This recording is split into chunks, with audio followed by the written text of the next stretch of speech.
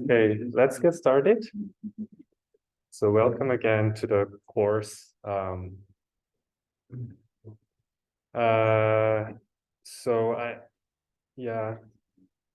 the first page is a video recording reminder. So hopefully I record a video now. I'm doing it and I hope it's working actually. So hopefully when this is all recorded, I'm gonna put that on YouTube again. So you're gonna find the link on our course webpage, okay? And there was one question about, recurring question about exam policy. And so hopefully this is the final policy. So there are 2 exam dates and you can choose to sit the first one. And if you pass, then that's gonna be your final grade. But if you fail the first one, then there's a chance for you to take the second exam. And that's going to be your final one. And there's no possibility to choose between these 2 exams. And then the final option is to just forget about the first exam and just take the second one. All right. And we have finalized your exercise groups for the exercises from now on. Yeah, and I kind of forgot to add all the email addresses for your group members. So for some reason, if you cannot locate your group member, just let me know, and then I'm gonna tell you what the contact details are. The email, basically email address. And there will be one tutorial today after the lecture for any question about exercise 0. So if you're interested, you can just stay. And right now there's actually exercise 1 published on the web page. So Alex has shared this exercise on Discord, and hopefully this is also on our web page. Oops, this is the source code, and this is it's not there yet, but yeah, I'll tell him to upload it as soon as possible. Okay. But you can always download it from Discord. And one thing that I forgot to mention is the bonus points. So for exercises 1 to 3, there's going to be bonus points, about 10% of the total grade. So yeah, I think everyone kind of knows what bonus points means, but to be sure, it's going to be an addition to your exercise score. So if your score is actually 100% without the bonus score, then there's no need for any bonus points. But it turns out that if it turns out your score was 90% on average for those 3 exercises, then adding those 10 bonus points for each exercise will give you 100% later on. Okay. So that's it for the logistics, and then let's move on to the actual part. So a quick organizational question. We were assumed we're group 89. Mistake, or do we actually have different groups? No. I just wanted to assign some random number to every group, so it doesn't mean there are so many groups. Yeah. Because if you start a number from 1, then it kind of has some meanings, right? Like 1 to 3 has a lot of meanings, but 81 doesn't seem to have a lot of meanings. That's sort of the reasoning. But there was actually one clash in the group numbers, and there were 6 people assigned to the same group. So I tried to resolve it now. Hopefully, if you encounter any weird situation, just let me know as well. So how it works is on your exercise sheet, the Google Colab, there's a blank for filling in your group number. So you can just, yeah, write it down there. All right. Okay, so let's move on. So last time we talked about ID and OOD generalization and different types here. And today's lecture will be mostly about cross-bias generalization. And the next lecture will hopefully be about adversarial generalization. Okay. So let's begin with the story around feature selection, simplicity bias, and underspecification. These are all interrelated topics. So I think I mentioned underspecification last time as well, which is that if you don't in certain data sets like this one, where all three factors are varying at the same time, then there's no way machine learning system can tell if you're aiming to recognize shape, color, or scale in this case. And there are three different ways to achieve 100% accuracy here. So your training set is not specifying enough information about what you're trying to solve and how to generalize well to the next samples, which do not conform to this perfectly correlated training set. So we can say this is kind of a feature selection problem, right? So whenever there's this kind of underspecification issue, there should be a good way to be able to select what's the right feature that we are looking for. And with that feature, you can generalize well to the unknown, unseen deployment scenario. And I wish to also mention this shortcut bias because that appears a lot in machine learning, which means when there are different candidates for queues for the model to choose, they tend to choose simpler bias, whatever simple means here. So let's say this is actually one of our papers from this year, which is saying, let's say you have 4 different factors in your data set: color, scale, shape, orientation. Then, regardless of whatever network architecture you have or whatever training algorithm you have, you seem to prefer color a lot more than, let's say, shape. And the reasoning, we try to answer why this is the case by saying color is a simpler queue than the others, where simple is defined in terms of Kolmogorov complexity, which is estimated by counting the number of parameters in the network required to memorize the pattern in the data. In other words, you should get loss 0 on your training set for let's say color label, and you only needed, let's say, 10 parameters to memorize the full color labeling on your training set. Then your complexity is 10. Of course, if it's shape-based queue, then you probably need more number of parameters to discriminate what is circle, what is heart, the other shape, and so it's going to require more number of parameters to memorize it. So that's one way to measure simplicity. But this is telling us that there's certain shortcut bias or bias towards simpler queues. Right.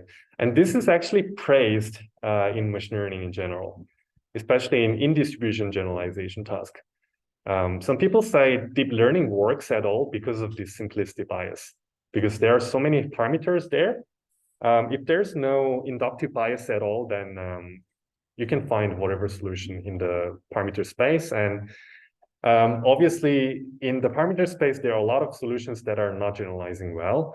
But because there's this simplicity bias in the parameter space, you're going to find some simpler rules. And this simple rule is very likely to generalize well to the same distribution with possibly different samples. Okay, but we are also questioning whether simplicity bias is a good thing or bad thing, depending on whether it's in distribution generalization or out of distribution generalization. So let's get this sorted out, whether it's good or bad or what is it. So let's say there are three different queues here: simple queue, average complexity, and then complex queue. And there are a lot of results saying model will very much likely to choose this simple queue here for whatever reason. And let's say it's ID generalization task. So you have the same distribution during training and deployment. And it turns out that any of these three queues are valid for recognizing your deployment samples with the same accuracy. And then this is good, right? By having this simplicity bias, you're choosing the simple queue, and that corresponds to the queue that's relevant for the task. And so you're good to go. But when it comes to out-of-distribution generalization, there are a lot of cases where the simple queue is not, the most simple queue is not the best queue for generalization. For example, one good example of that is background texture, which tends to be also very simple because you only need to look at very local part of the image. This does not let you generalize to new scenes. And now the model's natural choice does not concur with the queue that's letting you generalize. Was there any question? My question is about the model itself. Are we changing, like for different queues, are we changing the model's capacity, or they are same for each queue? So queue here is independent of the model. It's more of characteristic of the data set. So it's like having three different possibilities to solve this problem, or three different types of rules that you can kind of build from the data. Sure. So you said that the accuracies are same for in distribution, but are we keeping the models same for different queues? So another question is like the model capacity rather than the data sets. So I'm not sure if I got your question, because queue here doesn't really have to do with queues, sure. But are we using the same model for each queue? The same capacity model? Right. So there's only one model here, okay, which is what we are trying to train here. So, and the model kind of chooses the simple queue to solve this problem. All right. So just to make sure, are we now assuming that all queues would lead to the same performance on the training set? So it would be equally good for that metric? Yeah, I mean, that's a good question, because it's not always possible to have the same accuracy on the training set for all these queues, especially for complex queues. The decision boundary tends to be more blurry for these kind of complex queues. And so, yeah, but the aim here is to have high capacity network as much as possible, such that you're going to get 100% accuracy for every queue here. Okay, so let's think in terms of that hypothetical situation. Yeah. So the message here is that there should be a kind of clear match between what you want as a human for generalization and the model's preference among this set of possible queues. The other example is fairness, where the simple queue could be something like parents' income. And obviously you wish to kind of prevent the model from using that, right? So it could either be kind of for better generalization to unseen deployment scenario, or you have certain constraints from like social point of view or fairness, ethical point of view. Yeah, but essentially like technical point of view, they are kind of the same situation from this framework, okay? So let's take a look at more examples of misspecification. So this is kind of typical example that you're going to see a lot in image data sets. For making prediction of what's actually present in the image, you're looking a lot on the context. So for determining if there's keyboard in the image or not, the point is that you're also looking very much at the monitor around it. And so if you remove the monitors from the scene, then the score for keyboard goes down quite a bit. Conversely, when you remove the keyboard, but still keep the monitors like this, you're still going to see very high score for keyboard, even if you removed it. So one metric people came up with was to compare the score for keyboard between this scene and this scene. Obviously, you should see much higher score for the left figure, but as you can see in this figure, it's not always the case. And actually, context is telling you much more about what's actually in the scene than the actual object itself. And in that case, we can say that, okay, this model has chosen to use monitor pixels as a cue for recognition. And then it does not generalize to these kind of novel scenes where keyboard is standalone or monitor is there, but no keyboard and so on. The same goes for frisbee and people. And when you see these kind of images, you can kind of infer as well that in the training set, there are probably a lot of images with people with frisbee together. These are also like these diagonal samples that we are always coming back to, right? So the features are kind of co-occurring all the time in the training set, and then you have these spurious correlations.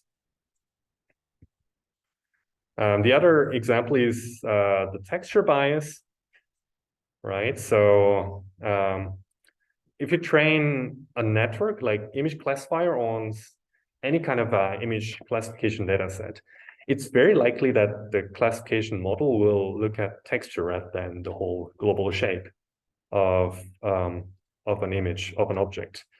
So these are examples, cat images, original grayscale silhouette. So the silhouette is kind of removing all the texture from the cat pixels, right? But of course, humans can still pretty much still very well, like 75%, recognize what this is. But all the models that are considered here for variance, they have much lower accuracy. So we can kind of see like which feature humans and machines are focusing more on. What was the text image on the very right? Yeah. So the texture, so the silhouette is the case where you remove texture and retain shape. Texture here is the other case. You retain texture, but for some reason, this is not cat texture, but elephant texture. I would liked this figure much more if that was a cat texture, but for some reason. And you see humans actually have a bit more hard time than machines for this texture-only image. So this is kind of striking difference between humans and machines.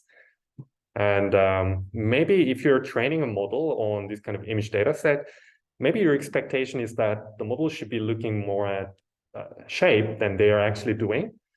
And we might be surprised if the model stops generalizing well to cases where for this kind of silhouette cases, because your model is not behaving in the same way as you expect. So the question is how to align that, align your expectation with the behavior of models. And you're going to see a like similar phenomenon in natural language processing as well. So for example, you're looking a lot into so the model is looking a lot on the set of words rather than understanding the whole meaning of the sentence. So for example, lexical, the doctor was paid by the actor, the doctor paid the actor. So this is yeah, this is not an actual example of the model making prediction or anything, but this is an example of how machines tend to misunderstand the sentence. So for example, as long as there are same words that are kind of contained in the sentence, the model can kind of reverse the logical relationship and say, okay, the doctor paid the actor instead of the other way around. Or having different subject doing the action. The doctor near the actor danced, but then the machine understands the actor actually danced. Or if the artist slept, the actor ran, but also mixes things up and then say the actor slept in this case.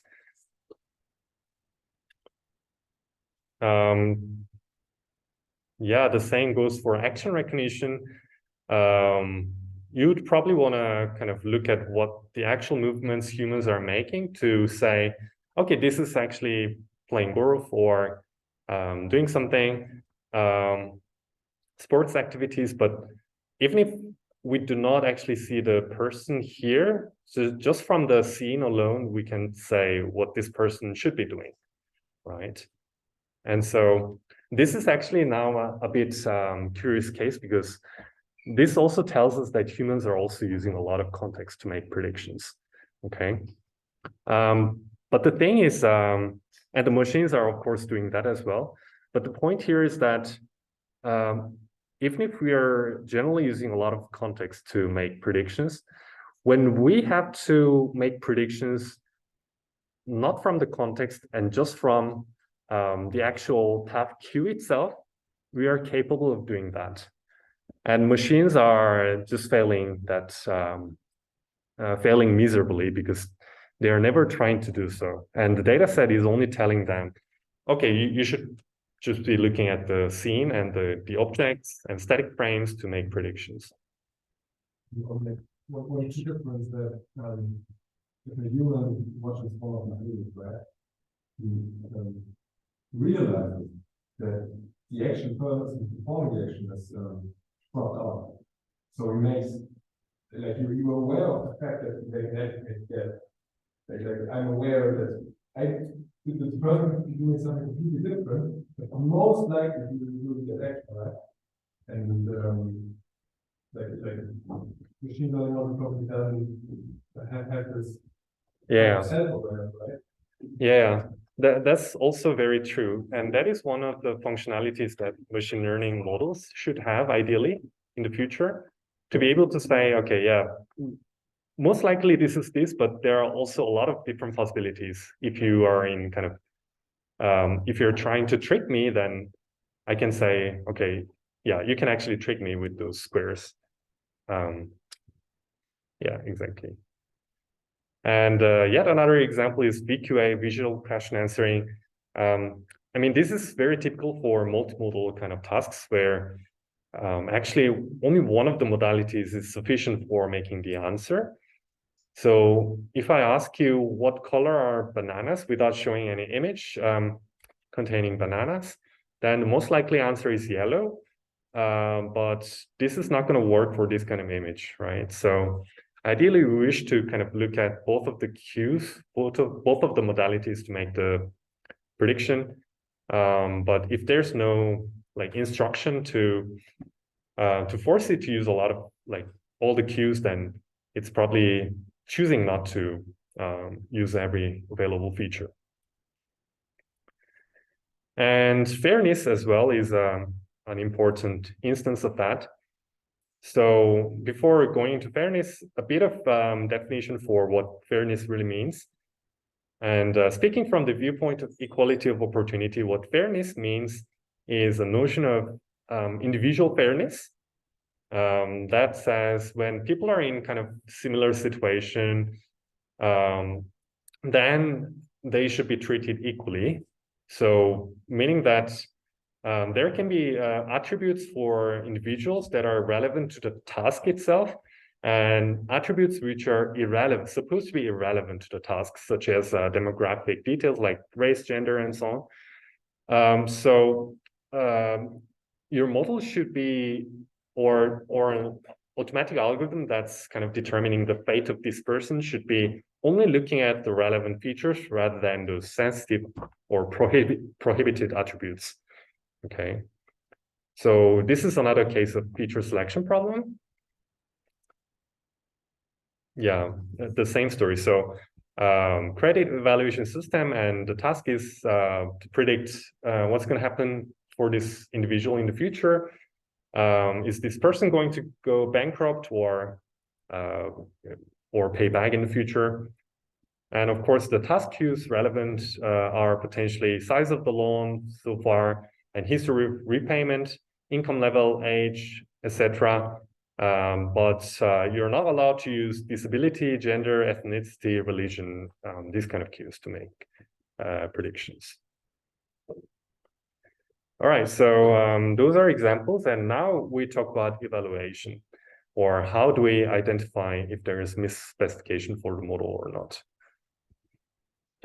There was already some example of that, right? In this determining whether your model is using context. So to summarize that in a kind of more generic framework, we can say we should do some counterfactual image or input manipulation to see what the model is actually looking at. So we have two choices. We can change the task queue, or we can change the bias queue. And if we change the task queue, what we're expecting is we should see less performance than originally. And conversely, if we alter the bias queue, then we should not see much drop in accuracy as a result of that. And these kind of desiderata can be formulated in terms of kind of differences in accuracies, and different papers do it differently. But as long as there's clear method that's ranking biased models and unbiased models correctly, then we are good to go. Okay. Could you explain what the difference between task queue and bias queue is? Right. So it's defined by either human. So these are all examples of task queues and bias queues. So task queue is whatever is relevant for making you generalize well, or making fair predictions, and bias queue is whatever is irrelevant. Okay. So yeah, this is another example: person and skateboard. So the task queue, let's say, is the prediction of skateboard in the image, and in that case, it's very unlikely to see a skateboard on a road without a person. So person is naturally a strong bias queue, and what we do is we compare the accuracy between this manipulated image and this image where the person is gone. Okay. And for this texture bias, we can do something similar as well. So in this case, the bias queue was the texture, right? So we can also just change the texture of the image from, let's say, cat to elephant, and car to clock, and bear to, yeah, whatever it is. And then see how much drop in accuracy you're going to see. Okay. And there are also interesting examples from natural language processing domain, where you now change the input using human effort. So you're giving annotators this original sentence, which is the world of Atlantis hidden beneath the earth core is fantastic, which is a movie review, I think. And the task is to say if this is a positive comment or negative comment. And the task for the annotator is to turn this sentence into the opposite label just by changing the minimal number of words in the sentence. So what this annotator did here was to insert this supposed in the middle of the sentence. And now the previously positive comment is becoming slightly more negative, right? Because that kind of implies that yeah, this is supposed to be fantastic, but right. And yeah, similar stuff.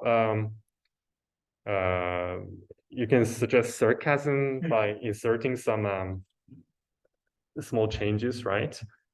Thoroughly captivating thriller drama, taking a deep and realistic view. And now thoroughly mind-numbing thriller drama, taking a deep and realistic, far-they-kidding view. So yeah, because the task is to make minimal changes. They come up with different clever tricks to turn the meaning into the opposite side. And the question is, what happens if the model sees this altered input? If the model is actually relying a lot on the word level cues, then you're not going to see much change. And so the model is likely to just retain its own prediction. But if the model is actually understanding the whole meaning of the sentences, then they're going to change their predictions. So we are also trying to see that like this. So yeah, there are so many ways people try to evaluate this. If the selected cue was right or wrong. And now methods. What are the methods for selecting the right features? And we have talked about how to make cross-bias generalization solvable again last time. So there are two general ways we can do that. One is to introduce off-diagonal samples or unbiased samples during training. And they should come with attribute labels or domain labels. Or at test time, at deployment scenario, you should have access to a few samples from test distribution and should be able to use them for developing your model again, okay? So let me go a little deeper than that into what I just said. So one way to make cross-bias generalization possible, again, is to introduce a few unbiased samples. So you see, like, these samples, diagonal samples are biased samples because they have two factors varying together. And it's impossible to say which of the two features are is the one that we are looking for. But now with a few unbiased samples with the corresponding task label Y, well, here the task is the shape, obviously, and the bias is the color. But probably the model is very likely to just pick up color if you just train with this diagonal set. And now this 1% unbiased samples are coming with the task label, right? And also the bias label. That's the color label. And if we have this kind of setting, then the problem is solvable again. But here, the caveat is that we should set this number of percentage for unbiased samples very small, because otherwise it's too obvious that we're going to be able to solve it. And by controlling this 1% to, let's say, 0.1% or even 0.01%, you can arbitrarily control the difficulty of the training set. Yes. So why do we need the bias labels in this case? I would assume that just by having the samples, the diversity of the training set would enable the model to select the actual correct one. That's a valid comment, actually. So there's the method that does not make use of this Z label is called ERM, empirical risk minimization, which means you just train with everything without caring about whatever bias there are. Yeah, you just solve for the task you're trying to solve. But some people say it's better to use additional bias label like Z here to tell us which feature we should not be looking at. Because this label is telling us additionally what is the feature that we should not be looking at, rather than Y telling us what are the features we should be looking at. Okay, so we're going to show some examples of using Z in the next slide. So probably we can come back to this later on. Okay, and then the test set, of course, is this unbiased set, because we wish to say whether the model is looking at the bias features or purely the task features. Okay, for telling that, we need this unbiased test set. And yeah, this is the second case when we may have some access to the target domain, right? So one example of making the cross-bias generalization possible is domain adaptation, where during the development stage, we both have abundant domain 1 label samples, but also a few unlabeled samples from the target domain. Or some kind of test time training. You train your model during development stage on label samples, and then you deploy this model to the real world. But at the same time of deployment, you continuously get some samples from the target domain and possibly label a few of them, and then incorporate them again into the model. In other words, you are continuously developing on the fly. Okay. So these are two different axes that we are considering. Either include a few unbiased samples or add a few target domain samples. They sound kind of similar, but yeah. But from this perspective, development and deployment, they are perhaps different. Yeah. Yeah, let me think about that though. Right, so according to this table, we have one axis which is adding more unbiased training samples. But the first case is you have unbiased training samples in your training set, but there's no bias label, right? Or you have some unbiased training samples with bias labels available. So obviously this is an easier setup than this one in the middle. And on the other axis, we may have a few unlabeled test samples from the test domain, or a few labeled test samples. And labeled test samples make things a lot easier than unlabeled test samples. So in this lecture, we are going to talk about this 1, 2, and 3 scenarios. Okay, let's go one by one and see what are the methods there. So scenario 1 is when you have unbiased training samples, very little, like 1% or even less, and with the bias label. So you're giving a lot of hints, right, for the model. The thing is, when you know both the task label and bias label, you kind of know which samples are unbiased. Okay. You can tell it by comparing Y and Z labels, for example, right? If they are unequal, then they are off diagonal and they are kind of unbiased samples. But at the same time, this is a very simplistic setup, and it's probably harder to tell, let's say, when we have this kind of COCO data set, this data set, where you have 80 categories, and you do not know a priori which classes are co-occurring more often than the others. But at the same time, when you have all the labels for all the classes, then it should be easy to just compute what are the frequently co-occurring classes.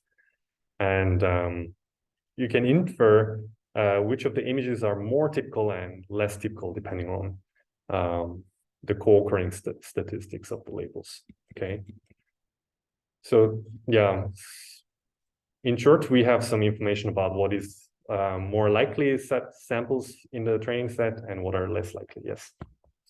You just described how we could basically find this bias in that biased sample.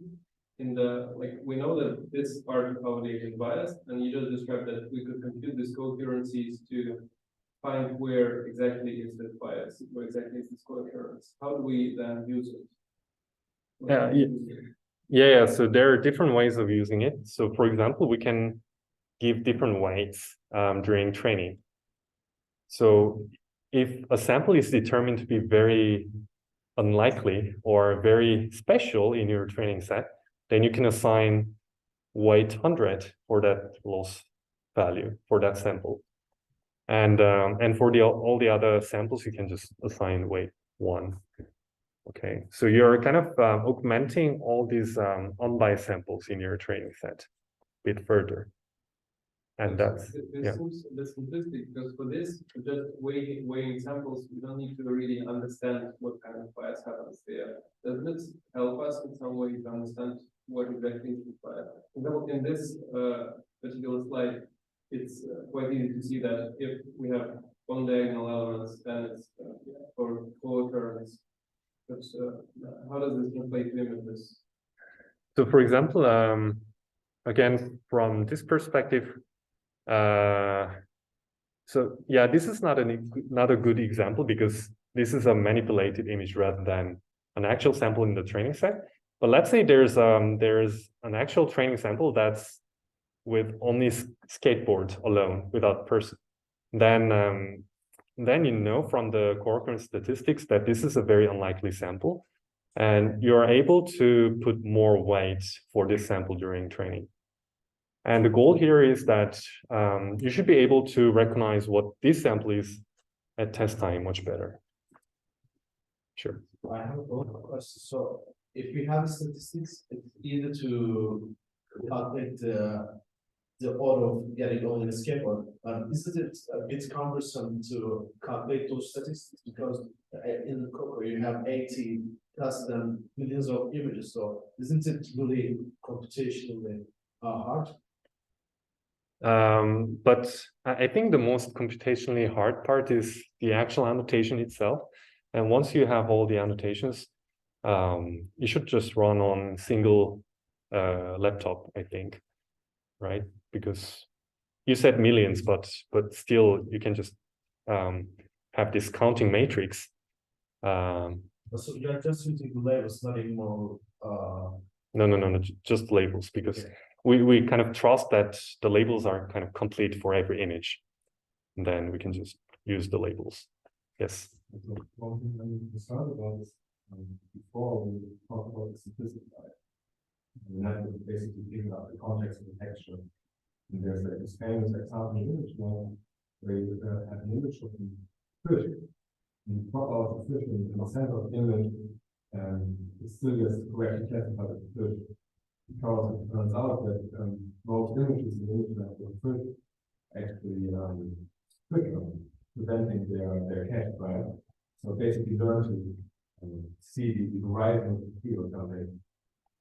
But now you can say, okay, maybe that if you use an image from underwater image, right? Then we get this unbiased samples, right? Then you can classify a fish as a fish, right? Take the features of the fish. But now the next is just pick up the underwater texture about it, right?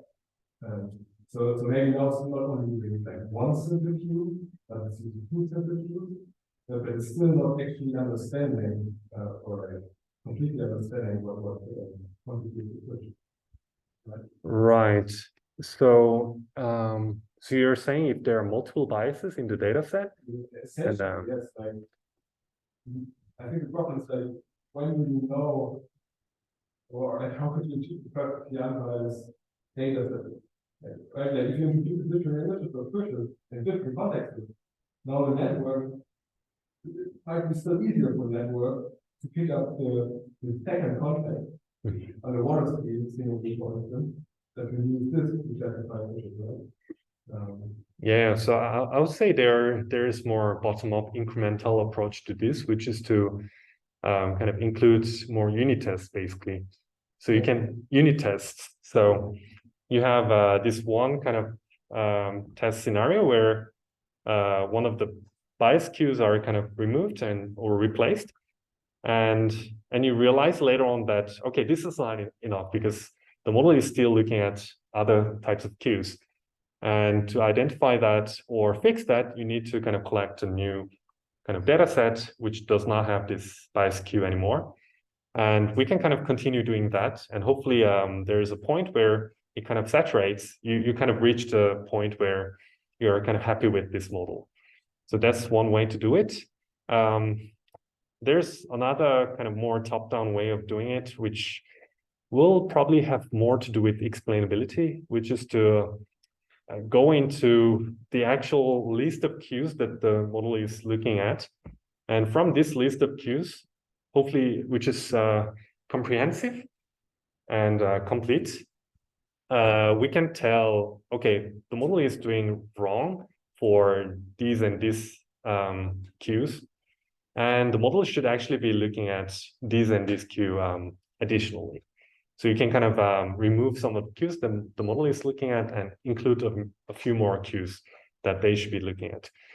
I'm not saying there's a technique for that in general, but ideally that would also be very nice functionality that you want to have. But we are already touching very much upon the frontier of research in explainability now. So there's no like, rule of thumb or any go-to technology for doing that. But these are all very nice comments and nice ideas. And yeah, hopefully there's more research around that in the future. Yes. So now we assume that for all objects or all cues in an image, we have labeled data. Isn't that a very... Yeah, that's a very strong assumption. And so I think so again, that is kind of resolved by the second scenario. So maybe we'll see how this could be resolved with the second scenario, because I liked the second scenario a lot more than the first one, because first one is assuming so many things. So one way obviously is to increase the weights for these kind of samples, right? But there's also this this method with more proper name, group DRO, distributionally robust optimization, which basically means you wish to kind of have the same accuracy for different bias groups. For example, we have Z, the groups red, green, and blue according to the label of Z. That should be actually 3 here. And the aim, the objective here is to make sure the maximum loss among these 3 groups should be minimized. So there's an adversary who's selecting the worst case bias for you. Let's say it could be also a demographic group.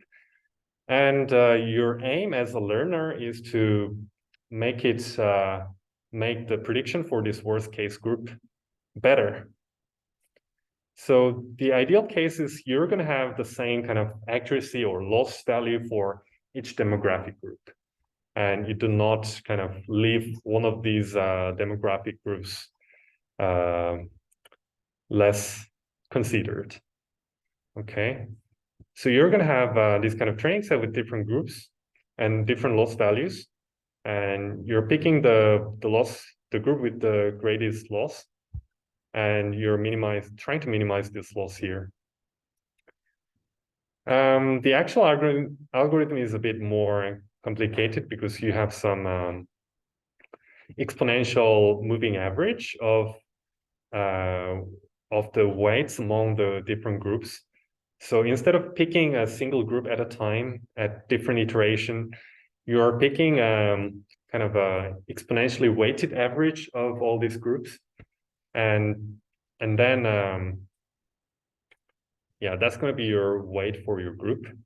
And according to this weighting, you are updating the parameters for different samples differently. Okay.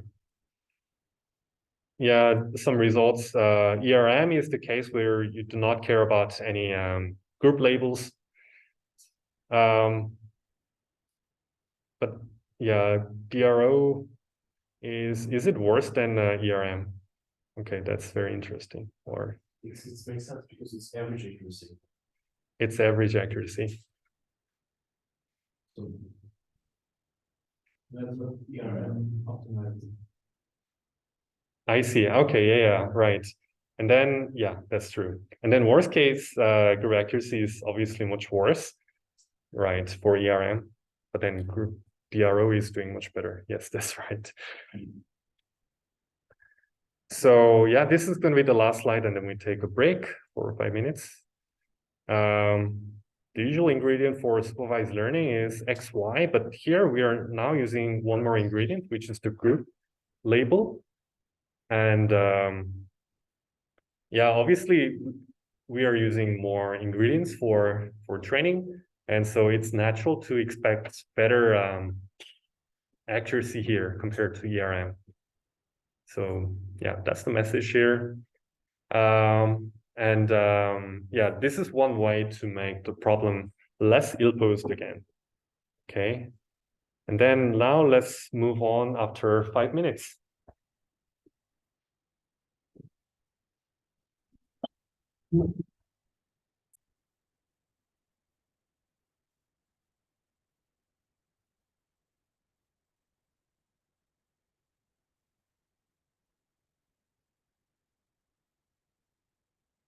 Okay, so let's get started again.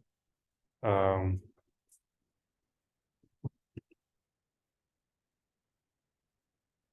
it's recording. Yes, it's recording. Let's talk about another method to select the features given the domain labels or bias labels. It's called domain adversarial neural network method. So it's kind of designed for neural networks on some input. And the aim is to make sure this intermediate feature does not contain information for the domain label or the bias label. So how do you do it? So if you look at the first part, the upper part of the network, it's just an image classifier for the task label. But now you are trying to make sure that the intermediate feature here does not contain any information that is helping the classification of the domain label. So how you do it is you train a second branch of your network for the prediction of the domain label, right? But at the same time, you're putting a minus in the gradient through this feature layer from this domain classifier. So it's kind of an adversarial way of training a network such that intermediate representation does not contain certain information. So this is generally a nice technique for removing information from something. Yes. My question is, do we use the terms domain label, bias label, and group label in the machine? Yeah. Let's do that. Yes. So for the second network domain label, we do gradient ascent instead of gradient descent. Yeah. More precisely, you're doing gradient descent for this pink part, and then for the green part, you're doing gradient ascent for the domain label loss, but still the gradient descent for the task label loss. So you're kind of combining the gradients. So maybe it's a little bit better if we put them in equations. So we have two losses here. So the first loss is after passing your input to the feature network GF, you pass that through a classifier for the main task, and then you have the loss function. And the second part of the loss is you have feature extractor GF and then the domain classifier GD. Okay, and the final loss looks like E of 3 parts of the network. So the first loss term is for the prediction of the correct label, Y. But at the same time, you have the loss function for the domain label. And yeah, I'm not entirely sure what's going on here. Yeah, I don't know why there's N and large N here, but I think you can just think of this as Oh, okay, because this is domain adaptation. So I think from I1 to N is the samples from the training domain, and then the samples from N+1 to large N is from the target domain. And for the target domain, you do not have the labels. Okay. Yeah. Yeah, this is the problem with just taking equations from a paper. So I think in our case, we can just think of a single loss function here.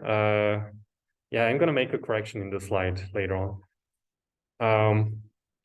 And the first objective is to learn with this, to gradient descent with this Ly. And gradient ascent for LD, but for the theta d part, we do gradient descent, as I said, right? Yeah, I'll clean this up.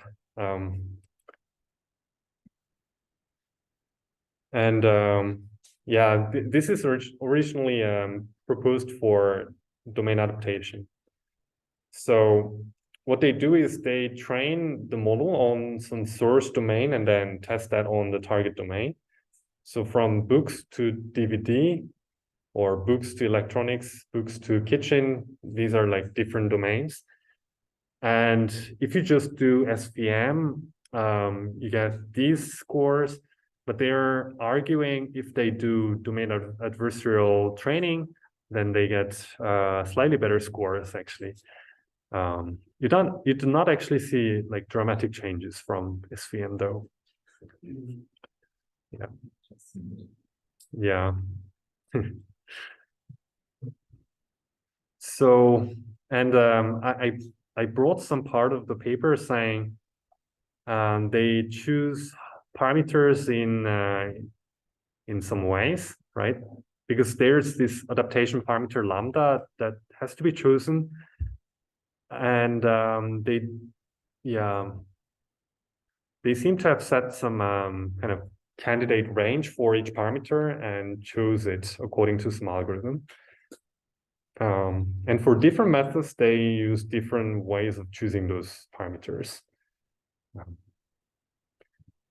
Yeah, so we should really take a look at how they choose the hyperparameters, because typically for a more complicated method like DANN, there are a lot more hyperparameters to choose. And depending on how smart you're choosing them, you will get like dramatically different results. So we need to kind of make sure that the choice of hyperparameters are done fairly. And you're not using, for example, the test set for making the choosing the hyperparameters. Yes. Could you please just cherry pick one of the rows and explain how the task is formulated? Because I find it hard to sort of think about a scenario where I'm going from books to a kitchen environment. So what's the task here that's common? Yeah. The thing is, I don't know. Yeah, I hope, yeah, I should have kind of found this, but let's go to the table and see what they say.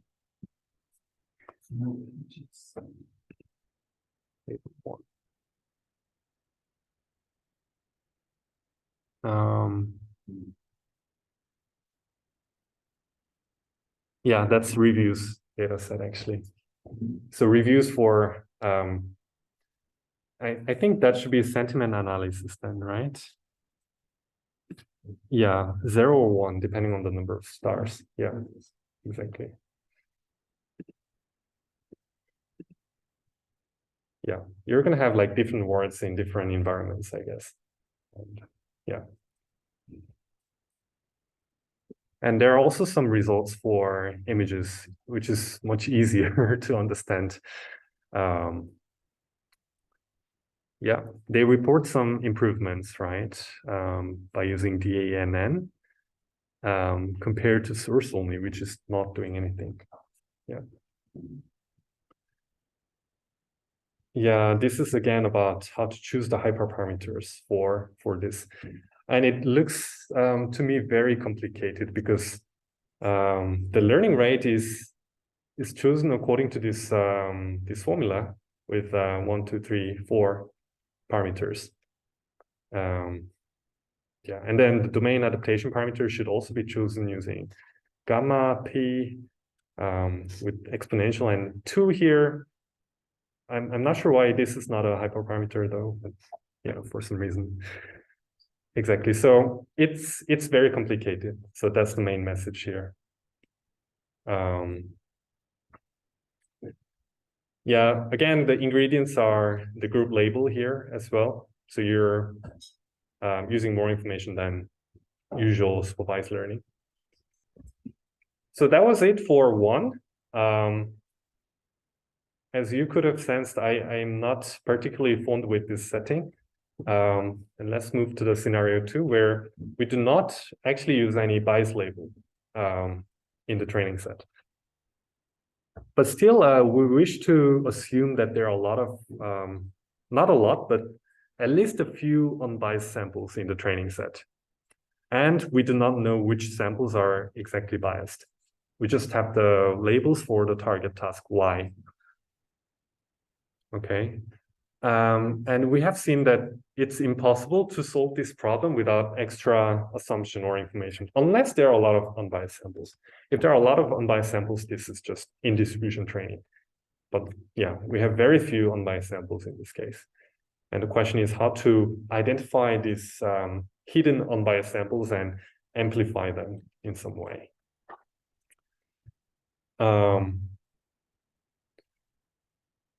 Yeah, and so we need some assumption to say what is a bias here and what is not a bias here.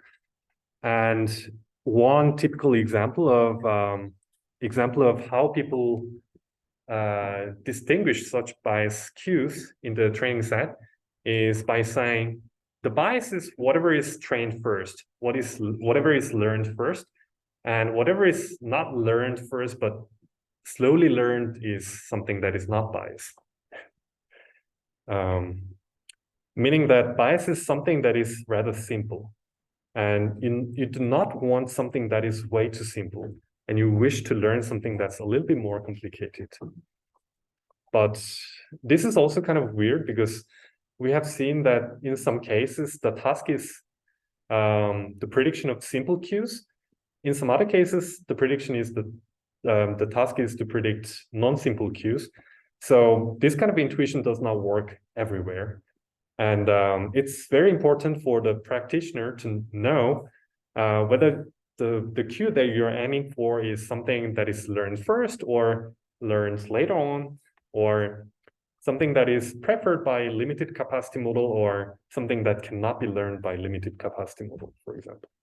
So that kind of knowledge is what we need here. Okay. So we can kind of summarize this technique as follows. So we are introducing some intentionally biased model based on this this bias training set. Okay, just using the task supervision. So we are not using any bias label here. So this intentionally biased model can be, for example, a model that is trained for a very small number of epochs. So whatever pattern that can only be learned in the first few epochs. Or some CNNs with smaller receptive field. So this kind of model can only look at very small patterns that are like based on very small patches of the image, for example, like texture patterns, rather than the global kind of shape. Or we can train some transformer with very shallow depth. So by reducing depth, we can only look at very small relations, like small number of hops in the sequence input, or a single modality model when the task is to actually look at multiple modalities to solve the problem. Okay. So what do we do with this intentionally biased model later on? We train the final model by saying, okay, this model should be different from this intentionally biased model. And you, of course, should train this model with task supervision. So the final model is trained with the original task loss function, and also a regularization, which is telling the model that it should be doing something different from this intentionally biased model. So this is the general framework that explains at least 3 different papers in this domain, which are all very interesting. So let's take a look at the first work in this domain. It's not the first work, but it's kind of simple to explain this work. So let's start with this one. It's called Learning from Failure. And we have intentionally biased model above and the final model, sorry. Yeah, the final model is above and the intentionally biased model is below. Okay. And this intentionally biased model is trained in such a way that it amplifies whatever is predicted in the first few iterations throughout the rest of the training. So let's say the model first learns how to classify color pattern at the beginning. And then you're amplifying those self-predictions for the same sample later on. And it tries to enforce the same color-based predictions for all the samples throughout the training. And then you train a second model, which is trained to be kind of different from the first model, but still respecting the original task. So it now tries to think about different hypotheses than the first model. Oh, probably I should be looking at other cues than color to make predictions, for example. So the question is, how do you make a model amplify its own bias, own initial bias throughout the training? They're using this generalized cross entropy loss for that, which looks like this, 1 minus py, which is the prediction for the ground truth class. And then you take the power of q and then divide everything by q. And if you calculate the gradient of this loss function with respect to the parameter, what you get is the same thing as the cross entropy gradient, but times the ground truth class probability to the power of q. So what does that mean, right? When q is 1, let's say, then you're actually training your prediction py in such a way that it's let's say your prediction for your py was 1, right? Then you're putting weight 1 here, and let's say your prediction of py was close to 0. Then your py to the power of q is 0. So py equals to 0 means your prediction was wrong, right? And if your prediction was wrong in the first place, then you do not train this sample. So if you're wrong, then you do not train it. If you're actually right, then you train it much further. So it's kind of self-reinforcing its own prediction. Okay, and what it does is during the first training, of course, a lot of things will be wrong with this randomized model, and so there should be some kind of training in the first iteration, but in the subsequent first few iterations, it's going to learn the correct prediction for very easy samples quickly, right? And for those very easy samples, you're going to have higher reward or higher loss weights, py to the power of q. And for the wrong ones in the first few iterations, they're going to get close to 0 weight for those samples. So I would say it's kind of rewarding easy samples to be learned quickly, and harder samples, which are not predicted correctly in the first few iterations, to be kind of given up by the model. Okay, I hope it's clear. So depending on your prediction in the first iteration, you are choosing the samples that you wish to learn further and do not wish to learn further. Yes. Why is this any better than just training it for 1 or 2 flip-flops? Yeah, that is actually also possible, I think. but I think people people like more continuous solutions rather than depending on a lot of thresholds and rule of thumbs. But I think your point is so valid, and I think they should have probably compared against simple heuristic of just training for 5 epochs, let's say, and see which samples are correctly predicted and wrongly predicted. Okay. So that's how you train this this bias model, right? So this model is biased to easy samples. And now what this relative difficulty does is whatever is correctly predicted by this first model gets less weight for this second original model, this final model. And whatever is wrongly predicted by this bias model is more weighted for the final model.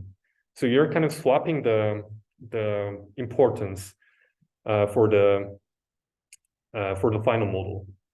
Okay, so now you're putting more weight on the difficult samples for the first model, and vice versa. Yeah, by using this formula, right? So the cross entropy is kind of telling you how hard this sample is for model B, right? And B is the bias model. So if the sample is so hard for B, then this cross entropy will dominate the cross entropy for the original model, and they will get more weight during training of this this final model, and vice versa. And you're putting this weighting factor in front of the loss function. So it's sample-wise weighting. Okay, so it's kind of the same as before in the sense that we are putting more weight on the unbiased samples, but the unbiased samples are kind of detected with this network, which is kind of amplifying easy predictions in the first few iterations.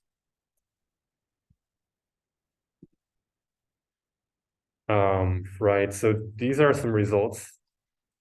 So the ratio here means how many biased samples versus unbiased samples you're having in your training set. So as I said, people look at like 1% of unbiased samples or even less, like 0.5%. And they compare their method against the vanilla training. And here the data set is colored MNIST, where the color factor and the digit shape factor are changing together, right? So for 99% of the time.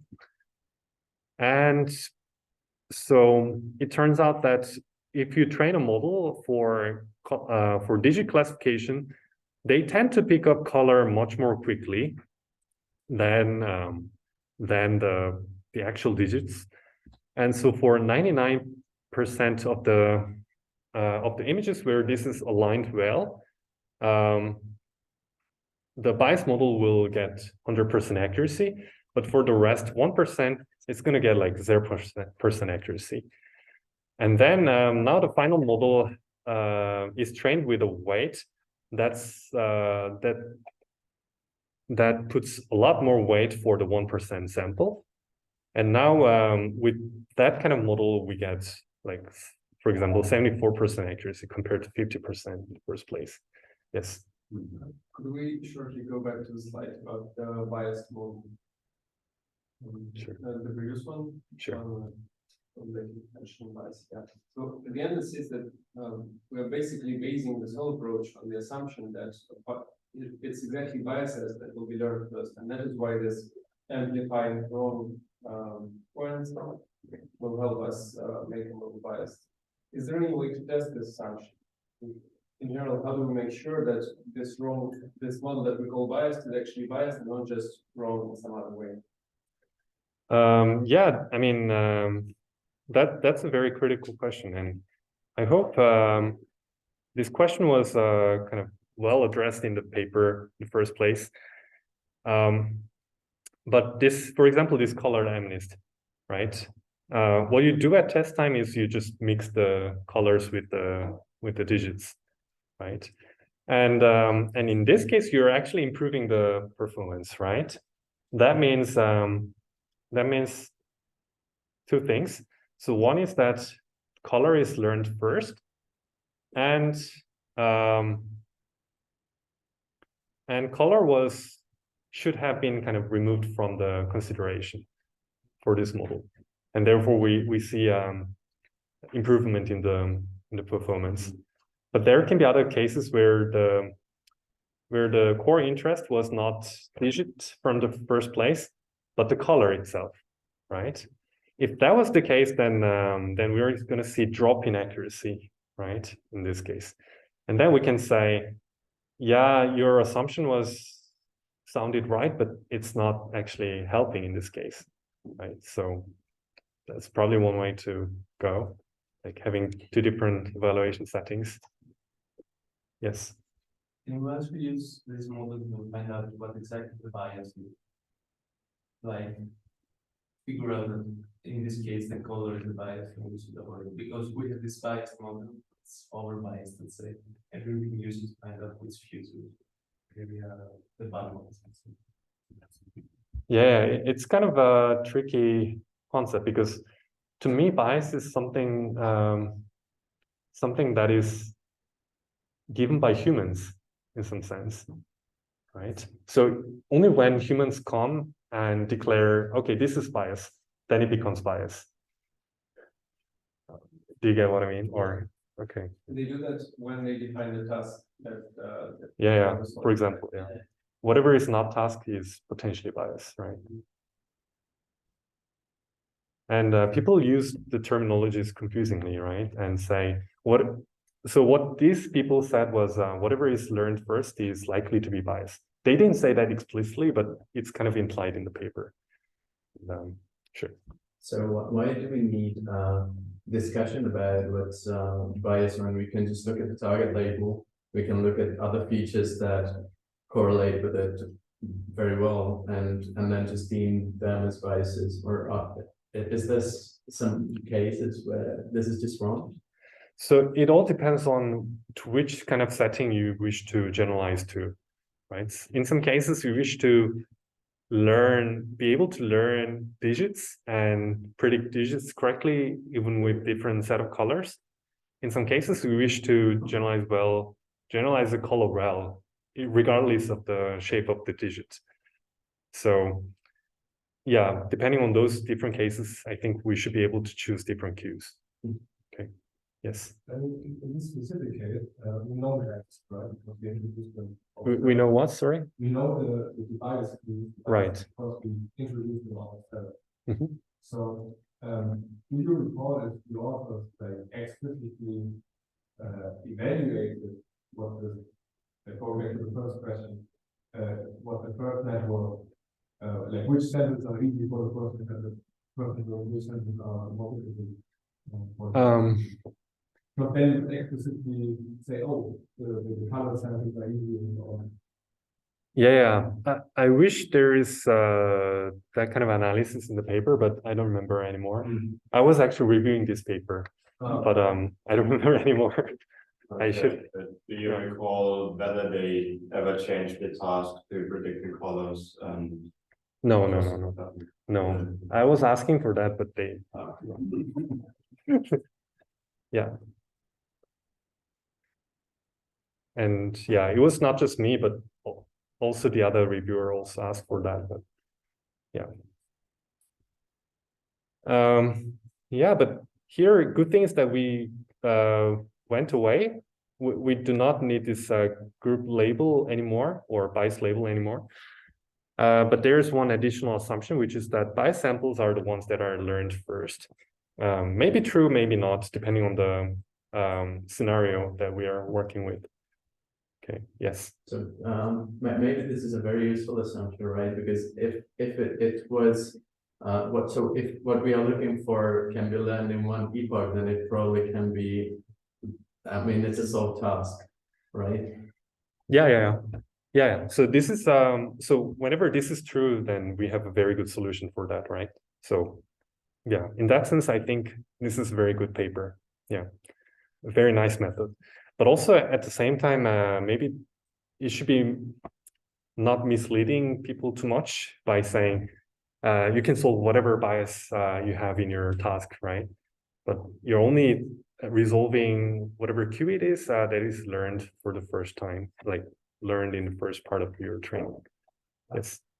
Like in big models, people usually use these warm-up sessions where they try to fix the learning phase, so they don't stay in the samples. Let's say it's a bit corresponds with that in the sense of we are just taking away punishing the easy samples in the original model and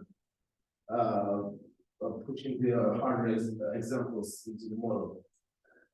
So I didn't get the first part, which is asking about specific method or like model. some big models. Big models, okay. Yeah, the researchers use these warm-up sessions to find out the optimal learning rate. So to Right, not, yeah.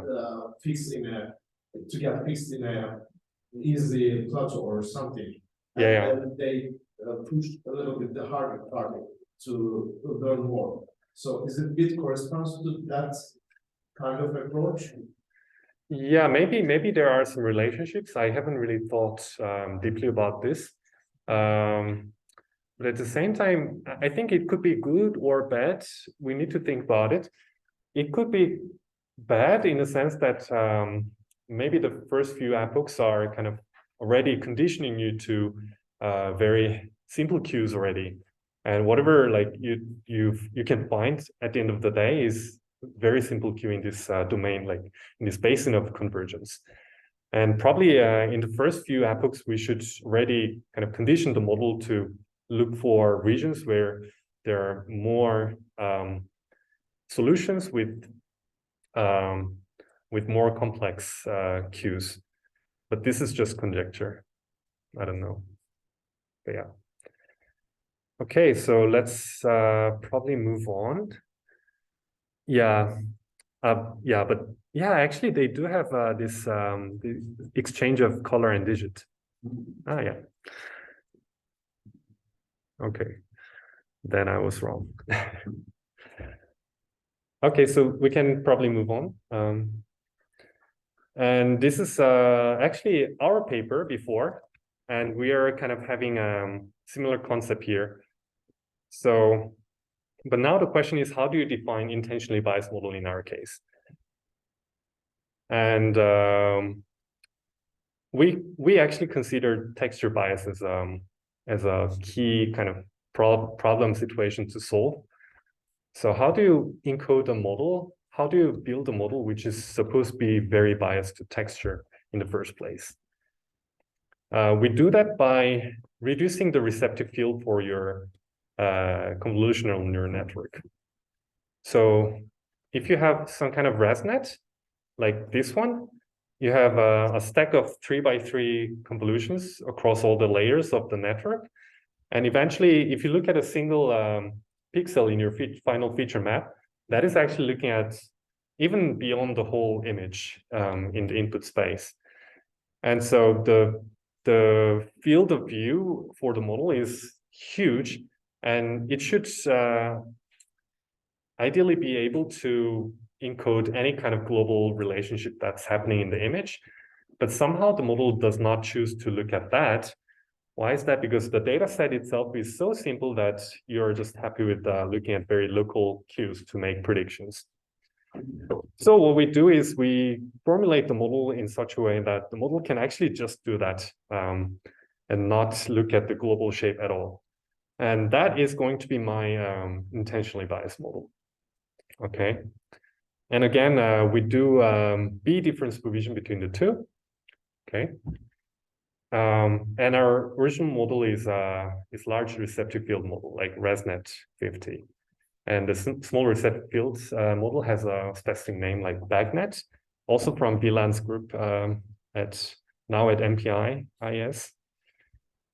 And yeah, if you train it this way, then your model becomes less biased. Okay. But here we encode the B difference supervision a bit differently. So instead of giving specific weights to to samples, we do it a bit differently. We use Hilbert-Schmidt independence criterion to make the set of invariances learned by these two models different.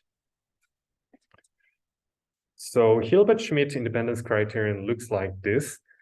It's basically an L2 norm of a covariance matrix, where the covariance matrix is a Hilbert-Schmidt version. So the number of rows and columns are kind of infinite. And then you take the L2, you take the square of all these entries and then you sum them. This is a series. And because all the entries kind of go to 0 towards the infinity, you can compute this L2 norm without worrying about divergence. So yeah, these are not so important details. What is important here is that there's a result saying this Hilbert-Schmidt independence criterion for two random variables is 0 if and only if they are independent. One way to think about this L2 norm is it's a non-linear version of the L2 norm of covariance matrix. So if you have covariance matrix and if you try to make the covariance matrix to be identity as much as possible, then you can enforce the correlation to be 0, but not necessarily the independence, right? Because even if the correlation is 0, there can be higher order dependencies. But this Hilbert-Schmidt independence criterion is kind of lifting your random variable to infinite dimensional Hilbert space, and then you take the covariance matrix in that higher dimensional space and take the L2 norm, and therefore you try to kind of push down the higher order dependencies at the same time. Right. So we use that for saying the model representation for f and g to be different. We have a result saying if you have two random variables coming from f of x and g of x, where x is the sampling from the training data set, then enforcing the statistical independence of f of x and g of x implies that f and g should be learning orthogonal invariances. So for example, if color is a variance for the representation f, like let's say g discriminates red and green in the representation, then the f should learn invariance for these two samples. They should be close together, and vice versa. If g is treating some two samples to be close together, then f should be considering these two samples to be far away from each other.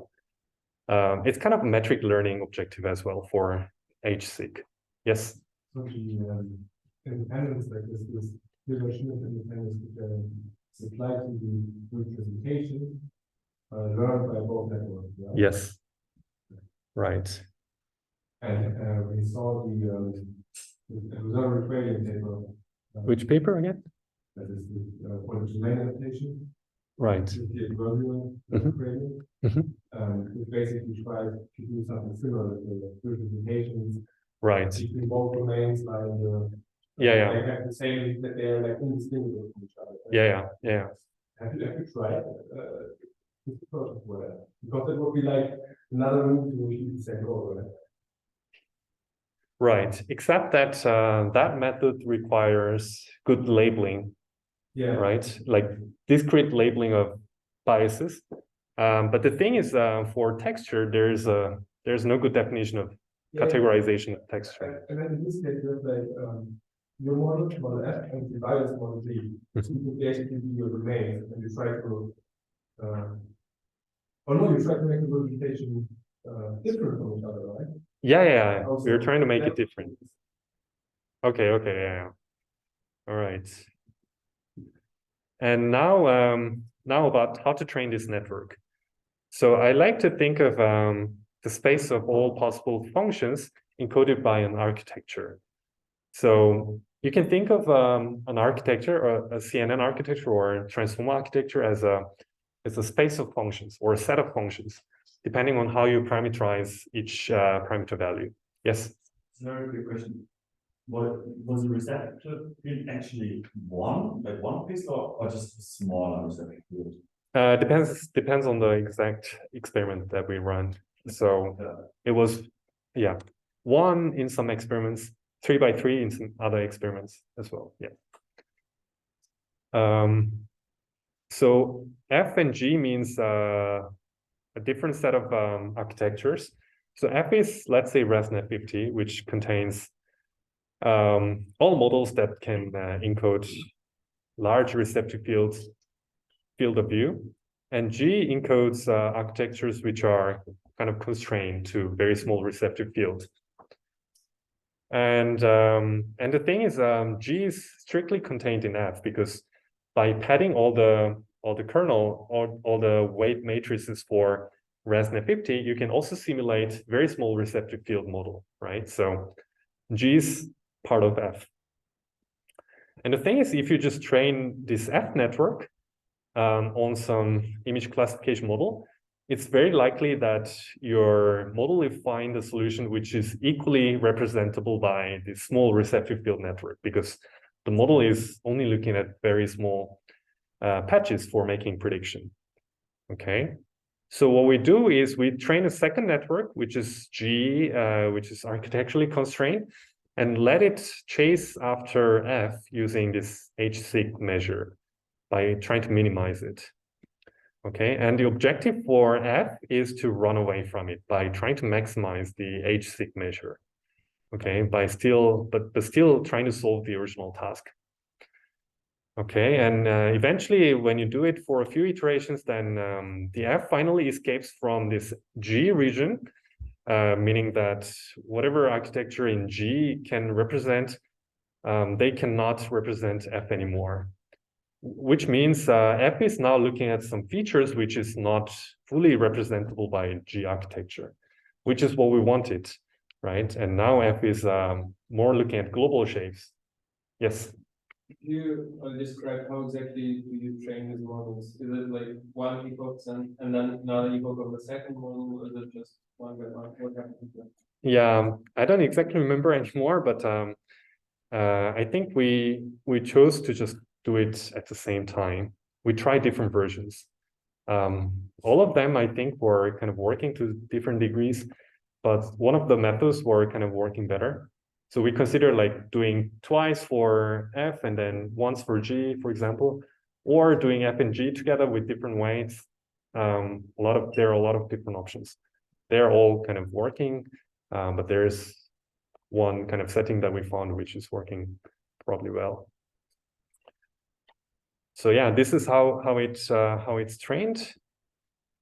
And we had some experiments with color bias, biased MNIST.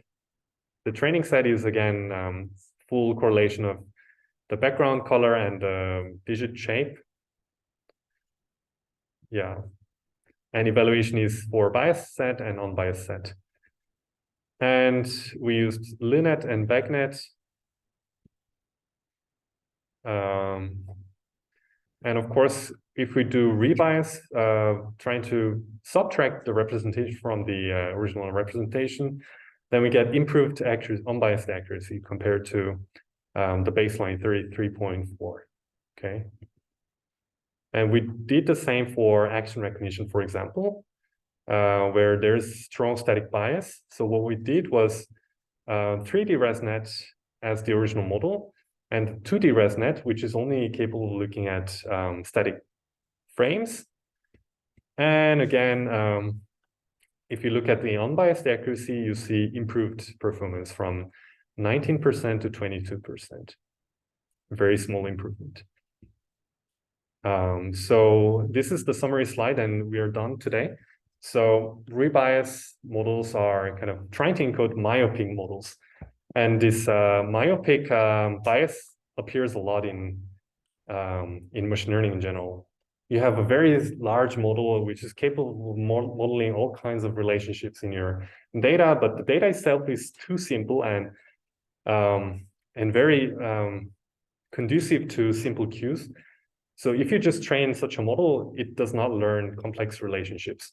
So what you can do here is to introduce a second network, which is very myopic, and then have this B-difference supervision between the two. And then your model is better handling those complex relationships. So that's it for today. Right. Yeah.